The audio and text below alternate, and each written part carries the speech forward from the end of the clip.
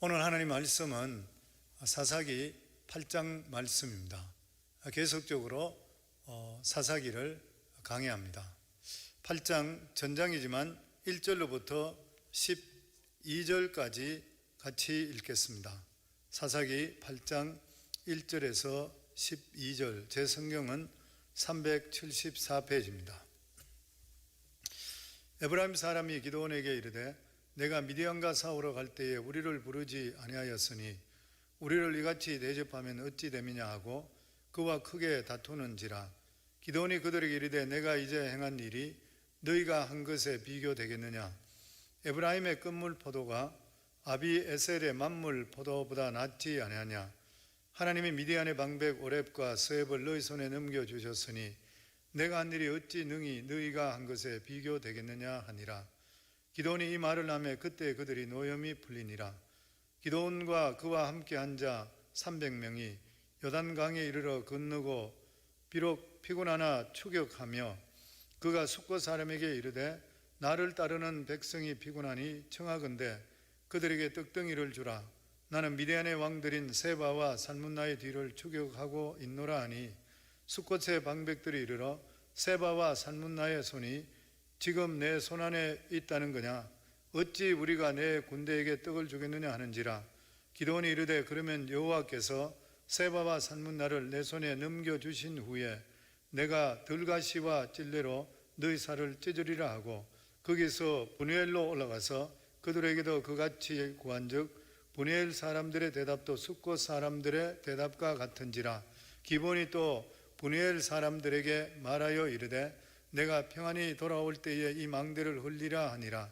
이때 세바와 살문나가 갈골에 있는데 동방 사람의 모든 군대 중에 칼든 자 12만 명이 죽었고 그 남은 15,000명 가량은 그들을 따라와서 거기에 있더라. 적군이 안심하고 있는 중에 기드온이 노바와 욕부와 동쪽 장막에 거주하는 자의 길로 올라가서 그 적진을 치니 세와 살문나가 도망하는지라. 기드온이 그들의 뒤를 추격하여 미디안의 두 왕 세바와 살문나를 사로잡고 그 온 진영을 격파하니라. 아멘. 하나님 아버지 은혜 감사합니다.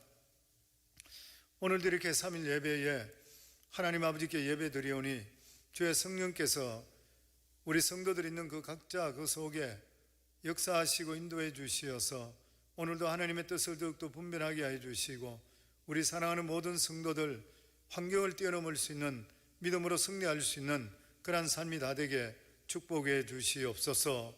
오늘도 주의 성령께서 우리 각자에게 말씀해 주실 줄 믿사오며 예수님 이름으로 기도하옵나이다. 아멘. 기드온의 300용사, 우리가 너무나 잘 알고 있는 그러한 이야기입니다. 계속적으로 기드온에 대한 말씀을 전하고 있습니다. 기드온의 300용사가 오직 믿음으로 하나가 되어 한밤중에 미디안을 습격함을 통해서 놀라운 승리를 거두었습니다. 기드온의 300용사, 이 적은 용사로 이 미디안 10만 명 이상을 멸하는 그러한 대승리를 거두게 되었고 엄청난 전리품도 거두게 되었습니다. 그리고 이 미디안은 12만 명은 전멸하고 15,000명은 그 당시에 도망하고 있던 그러한 중이었습니다. 이때 기드온은 승리에 도취한다든지 아니면은 어떤 전리품을 취하는 그것으로 만족하는 것이 아니라 이번 기회에 철저하게 미디안을 멸해야 되겠다고 해서 끝까지 그들을 공격하기로 마음의 작정을 합니다. 그런데 뜻밖의 같은 이스라엘인 에브라임 사람들이 시비를 걸어왔습니다. 에브라임 사람들은 전쟁에서 기드온이 먼저 공격을 했지만 결과적으로 자기들이 되돌아보니까 자기들은 뒤치다꺼리밖에 하지를 않았다고 하는 것이요. 그러면서 왜 너희들은 미디안과 싸우러 갈 때 우리를 부르지 않았느냐, 이렇게 시비를 걸고 나오는 것입니다. 1절 말씀입니다.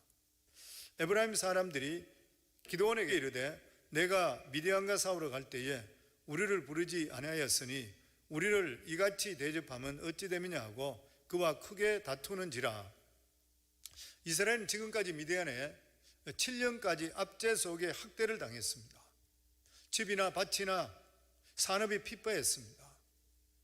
자기들은 추수도 함부로 할 수가 없는 그러한 지경에 처해졌습니다. 이래서 하는 자기들이 너무나 힘들어서 고통 속에 하나님께 부르짖었을 때에 하나님께서 기드온과 그리고 300용사를 들어서서 10만이 넘는 미디안 군대를 물리치게 했습니다. 그렇다면은 이때부터는 이스라엘 모든 백성들이 힘을 합쳐서 이스라엘을 다시 재건하는 일에 몰두해야 되는 것이 당연한 일인 것입니다. 그런데 이스라엘 백성들은 이러한 중요한 시기에 자존심의 싸움에 말려들게 되었습니다. 이스라엘의 가장 큰 지파는 에브라임 지파입니다. 우리가 창세기에 볼 때 보면 요셉의 장자가 므낫세이고 차자가 에브라임인데, 야곱이 복을 주면서 기도를 할 때에 에브라임에게 손을 어긋나게 하면서 에브라임에게 장자의 복을 주었습니다. 그래서 가장 강력하고 큰 그런 지파였습니다. 그러니까 에브라임 지파는 지금 전쟁이 이기고 있으니까 자기들이 주인공이 되지 못하는 것에 대해서 기분이 나쁜 거예요. 므낫세 지파의 가장 적은 자 기드온, 네가 뭔데 우리 허락도 없이 전쟁을 시작하고 더더욱이나 왜 우리가 뒤치다꺼리만 하도록 만들어 줬느냐는 것이요. 다시 말하면 우리를 아주 우습게 여겼기 때문에 우리를 지금 이렇게 대한다고 하는 것이요. 우리가 이것을 통해서 생각할 수 있는 게 뭐냐면은, 에브라임 지파는 덩치는 컸지만 굉장히 어린 사람들, 그러니까 아주 유치한 상태에 있었던 그러한 지파라, 이렇게 생각하면 될 것 같습니다. 이때 기드온은 얼마든지 화를 버럭낼 수 있는 상태였습니다. 지금까지 기드온이 이스라엘 모두의 짐을 다 짊어졌습니다. 왜 그러냐면 미디안이 압제할 때에 에브라임 지파고 뭐고는 숨을 다 죽이고 꼼짝을 못했던 것이요. 그런데 하나님께서 기드온을 들어서서 그를 통해서 미디안에게 전투하게 했을 때 하나님께서 능력 주시고 힘 주셔서 그를 성립하게 만들어 주셨던 것이요. 그러니까 기드온은 얼마든지 에브라임에게 처음부터 있었던 일부터 자세히 이야기할 수 있을 것이에요. 그런데 지금 에브라임이 이렇게 자존심 관계로 시비를 걸 때는 차근차근 이야기한다고 해서 이 사람들이 들을 수 있는 그런 사람이 아닌 것이에요. 왜냐하면 이 사람들이 그렇게 성숙된 믿음을 가지는 그런 사람들이 아니었습니다. 그러니까 지금 에브라임 지파는 말도 되지 않은 걸 가지고 생트집을 잡고 있는 것이에요. 그러니까 결과적으로 하나님께 하신 것이잖아요. 기드온은 300명을 가지고 12만 명을 격퇴했습니다. 죽였습니다. 이 사람 힘으로 할 수 없는 거잖아요. 그러니까 결과적으로 에브라임이 시비 거는 것은 하나님의 능력과 권위에 대해 시비 거는 것이요. 기드온으로 볼 때는 기가 막힌 일이죠. 그런데 기드온은 곰곰이 생각을 했습니다. 내가 지금 이스라엘의 지휘관으로서 해야 될 가장 중요한 일이 무엇인 것인가? 그것은 당연히 지금 현재 남아있는 패잔병, 미디안의 패잔병 15,000명을 완전히 격파하는 것이요. 물론 이것도 결코 쉬운 일이 아니죠. 왜냐하면 기드온은 아직까지도 군사가 300명밖에 안 됩니다. 15,000명을 무찌른다는 것도 이것은 정말 인간적으로 볼 때는 불가능한 그러한 숫자인 것이요. 그럼에도 불구하고 기드온은 이스라엘 군사들을 더 모으지 않고 300명으로 싸우려고 했던 그 이유가 뭐냐면은 하나님께 300명을 통해 지금까지 승리를 주셨기 때문인 것이요. 물론 숫자로 보면은 지금도 기드온의 그 숫자로서는 15,000명과 비교되지 않습니다. 그러나 기드온이 생각할 때는 하나님의 능력이, 우리가 이해할 수 없는 능력이 임하게 될 때에 하나님께서 이기게 해주신다. 하나님이 주시는 이 시기를 절대 놓쳐서는 안 된다. 지금 이런 시기에 쓸데없는 시비에 말려들 필요가 없다. 때가 있는 것이라 이렇게 생각을 했는 것이죠. 그래서 기드온은 이 중요한 순간에 자존심을 버리고 에브라임에게 아주 정중하게 사과하고 그들의 자존심을 세워줍니다. 그래서 쓸데없는 자존심에 휘말리지 않고 패잔병을 쫓을 수 있는 귀중한 시간을 벌 수 있게 되었습니다. 기드온의 한 말이 무엇입니까? 우리 2절부터 3절까지 읽습니다. 기드온이 그들에게 이르되 내가 이제 행한 일이 너희가 한 것에 비교되겠느냐? 에브라임의 끝물 포도가 아비에셀의 만물 포도보다 낫지 아니하냐? 하나님이 미디안의 방백 오렙과 스웹을 너희 손에 넘겨주셨으니 내가 한 일이 어찌 능히 너희가 한 것에 비교되겠느냐 하니라. 기드온이 이 말을 하며 그때 그들의 노염이 풀리니라. 기드온이 아주 지혜로운 비유를 가지고 에브라임 지파의 쓸데없는 그러한 자존심을 다독거려 줬습니다. 아마 에브라임과 므낫세는 포도농사를 많이 지었는 것 같아요. 그 포도나무의 과일은 뭐니 하더라도 첫물이 가장 당분이 많고 가장 맛이 있다고 합니다. 그래서 기본은 겸손하게 에브라임 사람에게 그렇게 이야기합니다. 에브라임에 얼마나 맛이 있고 당도가 높든지 에브라임 포도는 아베셀의 첫물 포도라 할지라도 에브라임의 끝물 포도보다 맛이 없다. 그러면 사실 우리가 전쟁은 우리가 시작했지만 실제로 전쟁을 이긴 것은 에브라임 사람들이 특히 이 오렙과 스웹이라고 하는 미디안의 두 장군을 잡아서 죽인 것이 이번 전쟁의 최고 하이라이트다. 당신들이 없이는 우리가 이길 수가 없었다. 이렇게 축켜 세워주었던 것이요. 이렇게 한 것은 에브라임 사람들이 이 터무니없는 주장을 받아주는 것이고 그 앞에서 그 사람들의 자존심을 세워줬던 것이고 그 대신에 기드온은 자기의 자존심을 내려놨던 것이요. 사실 기드온에게는 기분 나쁜 일입니다. 그러나 그는 그렇게 생각하지를 않았습니다. 에브라임 지파는 어쨌든 잘났든 못났든 함께 미디안과 싸웠던 그러한 믿음의 동지들이고 싸움의 동지들이었대요. 물론 기질도 다르고 성격도 독특해서 도저히 어떤 일을 하는데 함께 하는데 어려움도 있었지만 그럼에도 불구하고 함께 땀 흘리며 수고했던 동력자들인 것이에요. 그래서 기드온은 에브라임 사람들과 싸우지를 않았습니다. 많은 경우 우리는 자기 편과 적을 구별하지 못해서 쓸데없는데 에너지를 쓸 때가 많이 있습니다. 우리는 반대의 의견이 있다고 해서 가족이든지 교인을 절대 적으로 생각해서는 안 되는 것이요. 우리가 가족을 이기고 교인을 이겼다고 하나님께 칭찬받는 것은 결코 아닌 것입니다. 우리의 적은 마귀인 것이고 우리 눈에 보이지 않는 귀신의 세력인 것이요. 우리는 가끔 분통을 터뜨리는 성격으로 인해서 좋은 친구든지 아니면은 동력자를 잃어버리는 경우가 생깁니다. 에브라임 사람처럼 이런 식으로 분노를 터뜨리면 다음부터는 아무도 에브라임과 함께 일하려고 하지 않을 것이요. 항상 열등감을 가지고 있는 그러한 사람들은 이런 식으로 불만을 터뜨리게 되어 있는 것입니다.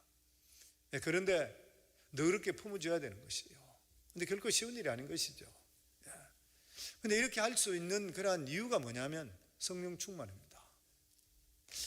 아마 이 기도는 이 당시에 성령이 충만했다 생각합니다. 성령이 충만했기 때문에 자기에게 시비를 거는데도 불구하고 시비라 생각하지 않고 받아줬던 것이요. 우리도 인생에 살아갈 때에 시비라 생각하고 받아줄 수 있을 때는 아주 내 영적 상태가 좋을 때입니다. 성령 충만해야 되는 것이죠. 그래서 우리 믿음의 사람들은 끊임없이 성령 충만을 사모해야 되고 성령 충만한 상태를 유지하려고 노력해야 돼요. 그래야지 우리도 이기고 상대편도 이기고 서로 윈윈 되는 것이요. 그렇지 않게 되면 상처가 남게 되게 되어 있다고 하는 것이요. 또 쓸데없는 시간도 낭비하고 여러 가지 웨이스트 에너지도 할 필요가 없는 것입니다. 부부 생활도 마찬가지인 것입니다. 부부 싸움에 이기는 것은 절대 이기는 것이 아닌 것이죠. 특히 여성들은 모든 것을 감정적으로 받아들이기 때문에 논리적인 설명이 가슴에 와닿지 않을 때가 너무 많이 있습니다. 논리적으로 따지게 되면 더 마음을 상하게 하는 것이에요. 그래서 보통 그래 이야기합니다. 차라리 그동안 신경 쓰지 못한 것에 대해서 정중히 미안하다 사과하게 되면, 그리고 감사한 것을 인정해 주게 될 때에 가슴에 맺힌 것들이 다 풀려서 마음들이 풀어져서 새로운 미래를 향해 나갈 수가 있다는 것입니다. 이제 기드온은 에브라임 사람들이 엉뚱한 것을 시비 거는 것을 보고 그들의 협력을 포기하게 되었습니다. 우리 4절에서 5절입니다. 기드온과 그와 함께 한 자 300명이 요단강에 이르러 건너고 비록 피곤하나 추격하며 그가 숫곳 사람들에게 이르되 나를 따르는 백성이 피곤하니 청하건대 그들에게 떡덩이를 주라. 나는 미디안의 왕들인 세바와 살문나의 뒤를 추격하고 있노라 하니. 기드온과 300용사는 메마르고 줄인 상태에서 이 세바와 살문나라는 미디안의 두 왕을 쫓고 있었습니다. 두 가지일 것입니다. 우선 기드온의 군사들이 아무리 패잔병이라 하더라도 15,000명에 비하면 300명밖에 안 되는 거예요. 자기들의 인간의 눈으로 볼 때는 성산이 희박하다 이렇게 생각했는 거예요. 또 하나는 이 기드온을 공연히 도와줬다가 나중에 이 세바와 살문나를 통해서 보복을 당하면 어떻게 할 것인가 두려웠던 것이요. 그래서 기드온에게 공연히 자기들을 끌어들이지를 말하는 것이요. 그래서 자기들은 아예 후환이 두려워서 그냥 잘라버렸던 것이요. 7절 말씀입니다. 기드온이 이르되 그러면 여호와께서 세바와 살문나를 내 손에 넘겨주신 후에 내가 들가시와 찔레로 너희 살을 찌르리라 하고. 아마 기드온은 이때에 적을 추격할 때에 이 가시와 찔레 여기에 막 찔려면서 추격하고 있었던가 봐요. 그런데 같은 이스라엘인데도 불구하고 숫곳 사람들은 도와주지를 않고 가만 보고만 있었던 것이요. 그래서 기드온이 이렇게 이야기했습니다. 지금은 세바와 살문나를 추격하기 때문에 그냥 떠나지만 우리가 세바와 살문나를 이기고 돌아올 때는 너희들 편안하게 절대 두지 않을 것이라. 그리고 나중에 실제적으로 멸하잖아요. 그런데 그것을 지나서 분할에 가서 먹을 것을 못하겠는데 똑같은 대접을 받습니다. 9절 말씀입니다. 기드온이 또 분할 사람들에게 말하여 이르되 내가 평안히 돌아올 때 이 망대를 헐리라 하니라. 기드온은 에브라임 사람들은 유치했지만 동참한 사람들이에요. 그러나 숫곳이나 분할 사람들은 아예 그들은 동참도 하지 않았었고 손에 물도 묻히려고 하지를 않는 것이요. 철저하게 이기적으로 자기들만 생각했습니다. 그래서 기드온은 너희들은 이스라엘이 아니다 이렇게 선포했는 것이요. 그리고 반드시 너희들 편안하게 살지 못하게 하겠다. 그러고 나서 패잔병을 계속 추격합니다. 이것을 보면은 목표의식이 얼마나 중요한지 알 수 있는 것이요. 만약에 기드온과 300용사가 목표의식이 분명하지 못했더라면 아마 이 숫곳 사람과 분할 사람들의 조롱하는 말을 들을 때 부끄러웠을 것이요. 그리고 화가 났을 것이요. 그들과 싸우려고 했을 것이요. 그러나 그들은 자신을 바라보지 않았습니다. 지금까지 하나님께서 함께 하신 것을 알고 중간에 절대 목표를 포기하지를 않았다고 하는 것이요. 그래서 우리 삶에도 목표가 분명하게 되면 중간에 반대가 있다 하더라도 어려움이 있다 하더라도 포기하지를 않는 것입니다. 목표가 분명한 사람은 조롱이나 무시하더라도 흔들리지를 않는 것이요. 그런데 우리가 알아야 될 것은 하나님의 일 중에도 저절로 되는 것은 없다고 하는 것입니다. 하나님 뜻대로 일을 할 때에 어려운 일들이 많이 생길 수 있고 주위 사람들로부터 무시당하고 조롱당할 때도 있다고 하는 것이요. 기도는 결코 자기가 도망치는 이 패잔병을 이길 수 있어 추격하는 것이 아니라 기도원이 믿었던 것은 바로 하나님의 능력이었습니다. 우리 10절에서 12절 같이 읽습니다. 이때에 세바와 살문나가 갈골에 있는데 동방 사람들의 모든 군대 중에 칼든 자 12만 명이 죽었고 그 남은 15,000명가량은 그들을 따라와서 거기에 있더라. 적군이 안심하고 있는 중에 기드온이 노바와 욕부와 동쪽 장막에 거주하는 자의 길로 올라가서 그 적진을 치니 세바와 살문나가 도망하는지라. 기드온이 그들의 뒤를 추격하여 미디안의 두 왕 세바와 살문나를 사로잡고 그 온 진영을 격파하니라. 여기 보면 미디안 군대 전체 수가 나옵니다. 그러니까 기드온과 300용사는 미디안 군대 12만 명을 죽였습니다. 그리고 15,000명이 도망갔는 것이에요. 그리고 모두가 13만 5천 명입니다. 그런데 기드온이 어떻게 다시 15,000명을 이길 수가 있는 것이에요. 지난번에는 기드온이 촛불과 나팔을 사용했습니다. 이번엔 다른 방법입니다. 그것은 정상적인 방법입니다. 기습 공격을 했습니다. 장막에 거하는 자의 길은 아마 유병민들이 아는 비밀스러운 길이 있었습니다. 이 길을 몰래 습격해 해서 미디안 군대를 무너뜨렸습니다. 우리가 하나님의 일을 한다 하더라도 무조건 대책 없이 하는 것이 아니라는 것이요, 하나님과 함께 하신다 하더라도 우리가 할 일은 항상 최선을 다하는 그런 삶을 살아갈 수 있어야 됩니다. 여기 보면 유목민의 비밀 통로를 알아내고 기습 공격을 했는 것이요, 그렇게 할 때에 하나님의 이해할 수 없는 능력이 나타나서 그들을 멸망시켰던 것이요. 이 기드온의 승리의 비결이 어디에 있습니까? 첫 번째가 죽을 각오를 하고 하나님 말씀을 붙들었습니다. 그러니까 생명을 내놓고 말씀대로 한번 해봤던 거지요. 성도님, 300명으로 13만 5천 명, 이 말이 되는 일인가요? 계란으로 바위 치는 것보다 더한 일이잖아요. 근데 하나님께서 그렇게 하라 그랬거든요. 그러니까 기드온은 목숨을 내걸어보죠. 하나님 말씀에. 그 말씀대로 그냥 해봤던 것이요. 근데 그렇게 했더니만 어떤 연유인지 모르지만 미디안 군사는 다 죽게 되었고 기드온은 영웅이 되어버렸습니다. 사람은 그때야 비로소 기드온을 존경하기 시작했고 새로운 눈으로 보기를 시작했습니다. 그러나 사실은 기드온이 대단한 것이 아니라 하나님께서 대단한 것이잖아요. 우리 삶에 하나님께 늘 쓰임받기를 간구하는 기도를 하셔야 됩니다. 진짜 별 볼 일 없는 사람도 하나님의 영이 함께하게 되면 놀라운 역사가 임하잖아요. 기드온이 지금 똑같은 일인 것입니다. 기드온은 옛날에는 지금이나 똑같은 그냥 그런 사람이에요.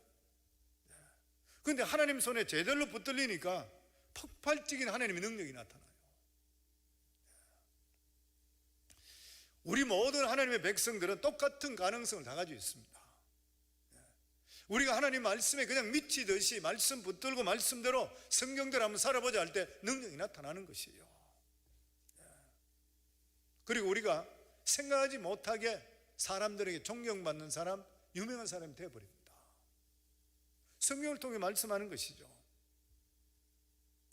그런데 이렇게 큰 승리를 하고 나서 기드온에게 유혹이 찾아왔습니다. 그 첫 번째 유혹이 뭐냐면은 백성들이 기드온에게 이스라엘의 왕이 되어달라고 하는 것이요. 22절부터 23절입니다. 그때 이스라엘 사람들이 기드온에게 이르되 당신이 우리를 미디안의 손에서 구원하셨으니 당신과 당신의 아들과 당신의 손자가 우리를 다스리소서 하는지라. 기드온이 그들에게 이르되 내가 너희를 다스리지 아니하겠고 나의 아들도 너희를 다스리지 아니할 것이요 여호와께서 너희를 다스리리라 하니라. 이 기드온의 능력을 보았던 이스라엘 백성들은 기드온이 이스라엘의 왕이 되어달라고 하는 것, 이 당연한 일이라 이래 생각했습니다. 그런데 이 기드온의 장점이 뭐냐면은 자기는 절대 정치에 관여 안 하겠다 그랬습니다. 분명한 정신이 가지고 있었습니다. 왜냐하면 이스라엘의 왕은 하나님이시기 때문에 이스라엘에게 인간의 왕은 필요가 없다는 것이요. 그래서 기드온은 백성들의 그런 많은 요구를 그는 잘라버렸습니다. 거절했습니다. 기드온은 이스라엘의 영웅이 되었지만 평범한 사람으로 돌아갔습니다.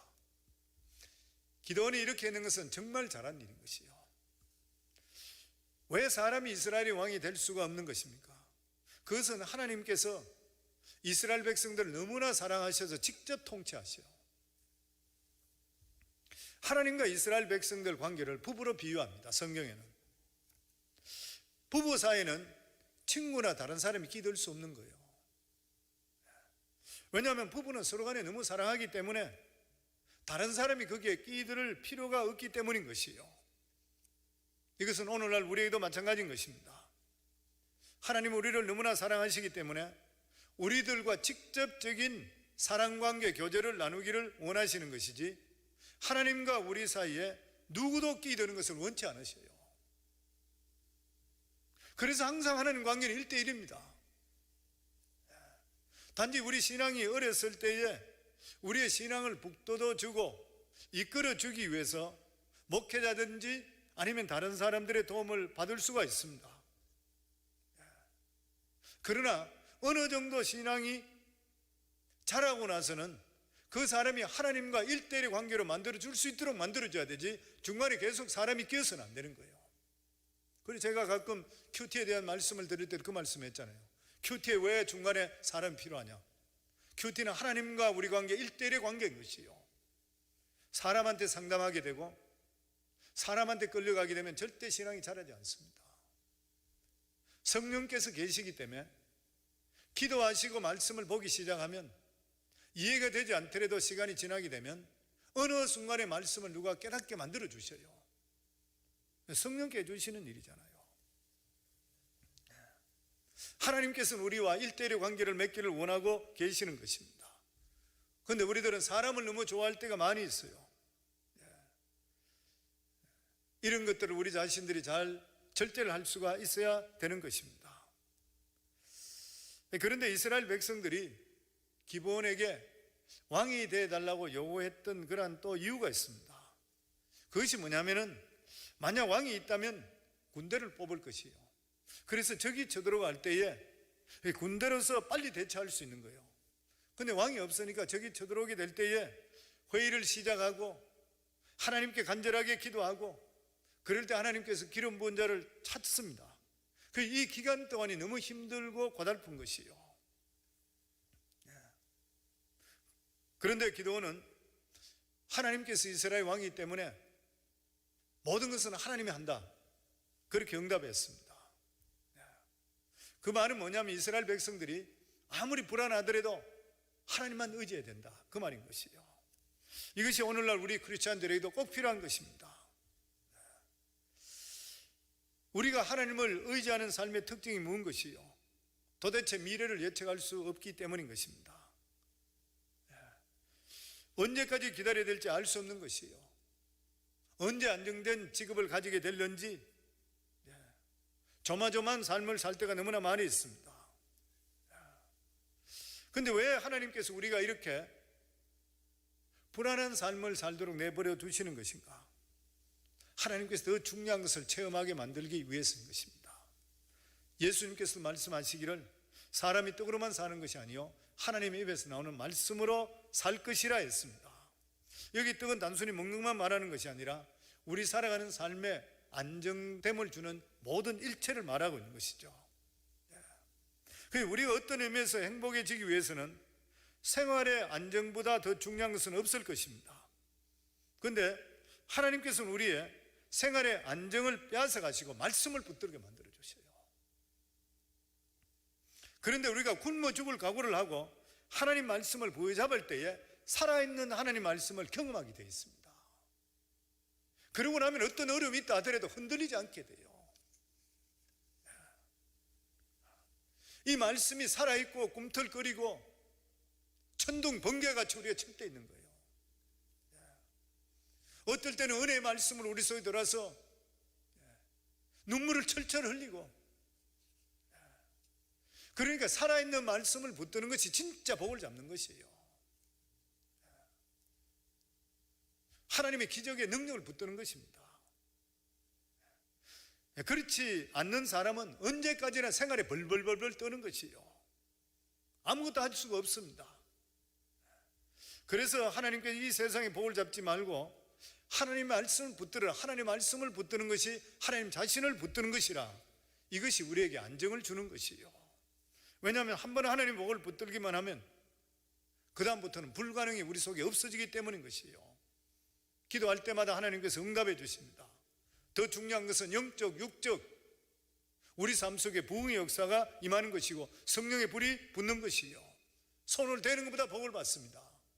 하나님의 성령으로 충만하고 말씀대로 살아가시고 은혜로 충만해서 충만한 가운데 있으면 동서사방의 길이 다 보이게 됐습니다. 그런데 기드온은 자기들의 왕이 되어달라고 하는 것은 분명히 거절했는데 버리지 못한 것이 하나 있습니다. 24절부터 27절입니다. 기드온이 또 그들에게 이르되 내가 너에게 요청할 일이 있으니 너희는 각기 탈취한 귀고리를 내게 줄지니라 하였으니 이는 그들이 이스마엘 사람들이므로 금 귀고리가 있었음이라. 무리가 대답하되 우리가 즐거이 드리리라 하고 겉옷을 펴고 각기 탈취한 금고리를 그 가운데 던지니 기드온이 요청한 금 귀고리의 무게가 금 1700세겔이요 그 외에 또 초승달 장식들과 폐물과 미디안 왕들이 입었던 자색 의복과 또 그 외에 그들의 낙타목에 둘렸던 사슬이 있었더라. 기드온이 그 금으로 에봇 하나를 만들어 자기의 성읍 오브라에 두었더니 온 이스라엘이 그것을 음란하게 위함으로 그것이 기브온과 그의 집에 온무가 되니라. 이스라엘 백성은 이 미디안 군사를 몰아내면서 졸지의 부자가 됐습니다. 왜 그러냐면 10만 명이 넘는 군사가 죽든지 도망치면서 버리고 갔던 전리품을 다 취했던 것이요. 오늘 성경에 보면은 이스마엘 남자들은 모두 다가 이 귀고리를 하고 있다고 말했습니다. 이 동방 사람 이스마엘 족속을 말하고 있는 것이죠. 기드온이 전리품 중 자기 몫으로 남자 귀고리를 달라고 하니까 이스라엘 백성들이 흔쾌하게 귀고리를 모았는데 무려 1700세겔 20kg가 넘었습니다. 그런데 문제는 이 귀고리를, 금 귀고리를 기드온이 어디에 썼냐가 문제인 것이요.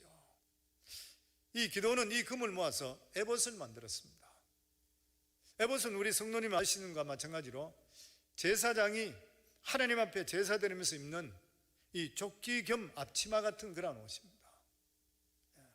이 에봇은 금으로 만든 것이 아니라 각색 이 수실로 짜서 만듭니다. 그리고 그 위에 이스라엘의 12지파를 상징하는 12개 보석을 넣습니다. 그 어깨에 우림과 둠빔이라고 하는 2개 보석을 달고 그리고 이것을 하나님께 기도하고 나서 제사장이 뽑습니다. 까만 것은 하지 말고 흰 것이면 가하다 뭐 이런 식으로 뽑게 되는 것이요. 기드온이 왕은 마다하면서도 그에게 하나 욕심이 있었던 게 뭐냐면은 영적 지도자가 되길 원했던 거예요. 기드온은 왕이나 정치에는 욕심이 없었습니다. 그런데 그는 제사장이 되고 싶었고 그가 가장 포기하지 않기 원했던 게 뭐냐면은 하나님 말씀을 계속 듣는 것이요. 기드온은 하나님의 말씀을 내적으로 들었던 그런 사람이었습니다. 그런데 이제 전쟁이 다 끝났으니까 평범한 사람으로 돌아가게 되니까 하나님의 음성이 없어질 것이라 생각했어요. 그래서 그가 에봇을 만들어서 하나님의 뜻을 묻겠다는 것이요. 여기에서 기드온이 잘못 생각하신 무엇인 것입니까? 에봇을 만들지 않더라도 하나님께서 한번 교통하면은 계속 교통하게 되어 있는 것이요. 하나님 말씀인 모세의 율법을 계속적으로 읽고 묵상하게 될 때는 하나님께서 길을 이끌어 주시고 말씀해 주시게 되어 있는 것이요. 그런데 기드온은 책에 기록된 말씀은 좀 시시하고 뭔가 직접적이고 살아있는 음성을 듣고 싶어 했던 것이요. 그러나 우리가 분명히 알아야 될 것은 기록된 말씀보다 더 큰 능력은 없습니다. 기드온이 하나님의 영감을 놓치지 않으려고 했다면 성경 말씀으로 다시 돌아갔었어야 돼요. 결국 기드온의 생각과는 달리 금 에봇을 이스라엘 백성들은 우상화시켜 버렸습니다. 27절 말씀입니다. 기드온이 그 금으로 에봇 하나를 만들어 자기의 성읍 오브라에 두었더니 온 이스라엘이 그것을 음란하게 위함으로 그것이 기드온과 그의 집에 온무가 되니라. 에봇을 음란하게 위한다는 것이 무슨 뜻인 것이요? 이 금으로 만든 에봇이 신이 되었다. 사람들이 이 옷에다가 입도 맞추기도 하고 그 옷에다가 재물을 바치기도 하고 이 옷을 두고 맹세도 하게 되는 것이요. 나중에 이 옷이 완전 부처같이 신상이 되어버렸던 거예요. 옛날에 피눈물을 흘리는 마리아상이라고 했었잖아요. 수많은 사람들이 마리아상을 보려고 몰려들었습니다. 우상화 되어버렸죠. 결국 천주교 쪽에서 그곳에 못 가도록 금지령을 내린 것을 알았습니다. 사람은 진정한 말씀의 신앙보다 우상 숭배하는 본능이 훨씬 더 강합니다. 왜냐하면 눈에 보이기 때문에 그래요. 그래서 우리는 결사적으로 목숨 걸고 하나님 말씀을 붙들지 않으면은 마침내 모든 것이 우상 숭배로 흐르게 되어 있다는 것이요. 기도는 전쟁이 끝난 후에 영감의 감동까지 포기하고 하나님 말씀으로 돌아갔다면 이스라엘은 계속적으로 부흥의 역사가 임했을 것이고 주위의 다른 나라들이 침략을 할 수가 없었을 것입니다. 그런데 기도는 하나님 말씀 대신에 에봇을 만드는 바람에 이것이 이스라엘 백성들에게 우상이 되어버렸고 엄청난 부정적인 유산을 남기게 되었던 것이요. 기도는 금 에봇을 만들어 잘못된 영감에 빠져들면서 나중에는 상당히 영성이 어두워져 버렸습니다. 그래서 기도는 나중에는 아름답지 못하고 아주 추하게 됐습니다. 기도는 나중에 수십 명의 아내를 두었고 그들로부터 70명의 아들을 두었다. 29절부터 31절입니다. 요아스의 아들 여룹바알이 돌아가서 자기 집에 거주하였는데 기드온이 아내가 많으므로 그의 몸에서 낳은 아들이 70명이었고 세겜에 있는 그의 첩도 아들을 낳았으므로 그 이름을 아비멜렉이라 하였더라. 기드온은 아내가 수십 명이요 심지어는 첩까지 두었습니다. 나중에 이 첩이 낳은 자식이 엄청스러운 짓을 저지르게 됩니다. 이제 다음번 말씀에 이 말씀이 나옵니다. 부인과 첩은 차이가 있습니다. 부인은 그 당시에 결혼 직장금을 가지고 정식으로 결혼한 사람이고 첩은 정식으로 결혼식을 올리지 않은 그러한 사람입니다. 지금도 아랍 지역에 여러 명의 부인을 둔 왕이나 귀족이 외국으로 여행 가면 부인은 데려가는데 첩은 데리고 못 간답니다. 그러면 기본이 언제부터 이렇게 많은 부인을 거느리게 되었을까요? 에봇을 만들어 이상한 방법으로 감동을 받으면서 그 영성이 떨어지고 성령의 역사가 소멸되니까 분별력과 절제 능력을 잃어버렸던 거예요. 성도는 우리가 주의 영으로 충만하지 못하게 될 때는 영성이 떨어집니다. 영성이 떨어지면 분별력을 잃어버리게 되고 분별력을 잃어버리게 되면 절제력이 없습니다. 전에도 한 말씀 드린 적으로 기억나는데 성령 충만이 무엇입니까?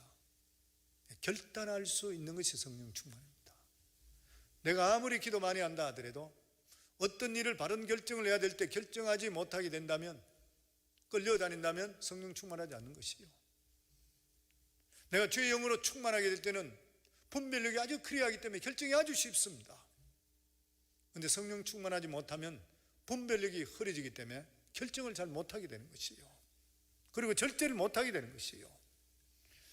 우리 믿는 사람은 하나님의 성령으로 충만한 것이 생명입니다. 그래서 우리 교회에서도 앞으로 저희 교회 저녁에 늦게까지 와서 기도할 수 있도록 문을 계속적으로 열어놓으려고 그래요. 스케줄이 모두 진행되는 대로 다음 주일로 되면 말씀을 드리도록 하겠습니다. 그런데 이렇게 기도원이 영역이 떨어졌는데도 불구하고 사람들은 계속적으로 기도원을 존경하고 추종했습니다. 그런데 이 기도원은 자신에게 하나님의 은혜가 완전히 사라져버렸던 것이요. 그래서 오늘 성경은 서서로 내린 결론이 이렇습니다. 우리 34절부터 35절까지 같이 읽습니다. 기드온이 이미 죽음에 이스라엘 자손이 돌아서서 바알들을 따라 음행하였으며 또 바알브릿을 자기들의 신으로 삼고 이스라엘 자손이 주위의 모든 원수들의 손에서 자기들을 건져내신 여호와 자기의 하나님을 기억하지 아니하며 또 여룹바벨이라는 기드온이 이스라엘에 베푼 모든 은혜에 따라 그 집을 후대하지도 아니하였더라. 이제 기드온의 승리나 개혁이 완전히 잊어져 버렸다는 것이요. 기드온은 이스라엘 백성들에게 완전 잊혀진 사람이 되었습니다. 그 이유가 무엇인 것입니까? 기드온을 통해서 부흥을 일으켰지만 기드온 자신을 통해서 부흥을 꺼버렸기 때문인 것이요. 기드온은 바알 숭배로 인해서 하나님께 버림받은 이스라엘 백성들을 하나님의 살아계신 것을 보여줬고 하나님의 능력이 나타나는 것을 통해서 미디안에서 구원시켰습니다. 그러나 깊은 말씀의 운동을 일으키지를 못했던 것이요. 결국 자기 자신이 이스라엘 부흥이 사라지게 했고 나중에는 완전히 잊혀지는 별 볼 일 없는 그런 사람이 되어버리고 말하는 것이요. 그러면 이제 우리가 질문해야 할 것이 바로 이것입니다.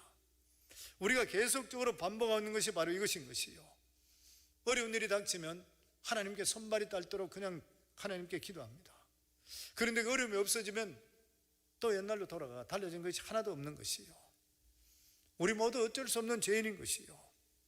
하나님께서 우리 한 사람 한 사람 붙들어 주셔야 되는 것이고, 우리 자신들이 바른 영감과 성령의 인도하심 그리고 말씀으로 들어가야지 우리가 살 수 있는 거예요. 그리고 사람을 너무 의지하는 것은 결코 좋은 신앙이라 할 수가 없는 것입니다. 하나님께서는 우리를 직접 만나 주시기를 원하고 계시고, 그리고 우리 마음속에 있는 우상이나 이런 것은 배격하셔야 돼요. 그래야지 주의 능력이 우리 삶 속에 임하게 되어 있는 것입니다. 기드온은 이스라엘의 영웅이었습니다. 별 볼 일 없는 정말 므낫세의 아주 연약한 지파에 집안에 태어났던 그런 사람, 겁이 많고 의심이 많았던 그런 사람. 그런데 하나님께서 그를 택해 주셨습니다. 그를 택하셔서 이스라엘을 구원하는 데 사용되게 했습니다. 300용사로 미디안 13만 5천 명을 물리쳤습니다. 죽였습니다. 수많은 사람부터 존경받게 되었습니다. 그가 왕이 되지 않은 것은 너무나 잘한 것입니다. 그럼에도 불구하고 그는 나중에 영성이 흐려져 버렸습니다. 그래서 이스라엘 부흥이 오래가지 못했던 것이요. 그래서 지도자에게 가장 중요한 게 뭐냐면은 성도들에게 하나님 말씀을 계속 가까이 할 수 있는 방법을 듣기 싫어하더라도 계속적으로 해야 돼요. 말씀의 자리에 나와라, 예배 중심으로 살아라, 성경 읽어라, 성경 공부해라, 제자 훈련 받아라. 살아가는 삶의 모든 기준은 말씀에 두라. 말씀에 생명 걸어라. 듣기 싫어하든 말든 간에 그게 우리를 살리는 거예요. 그게 우리를 부흥케 하는 것이에요. 사랑하는 귀한 성도님들, 지금같이 꼼짝 못하고 있는 이때에 성도님 말씀에 집중하시기 바랍니다. 예배에 집중할 수 있기를 바라고 영상이지만, 그리고 성경 읽으시기 바라고, 밀린 거 있으면 작정하고 다시 읽도록 하시고, 교회에서 하는 양육 프로그램에 다 참석하셔야 돼요. 성도님들 할 수 있는 만큼 해서 하나님 말씀을 내가 아는 만큼 하나님 능력이 우리 속에 나타나게 되어 있는 것이에요. 이게 우리 부흥을 끝까지 유지시키는 것이에요. 한순간에 문제가 해결됐다고 그러고 나서 그냥 적당히 신앙생활 하는 것, 복이 오래 가지 못하는 것이죠. 저는 우리 성황교회 성도님 모두 다가 장구한 복을 받을 수 있는, 그리고 말씀대로 한번 살아서 하나님의 능력을 체험하는 우리 모두가 다 되기를 주의 이름으로 축원합니다.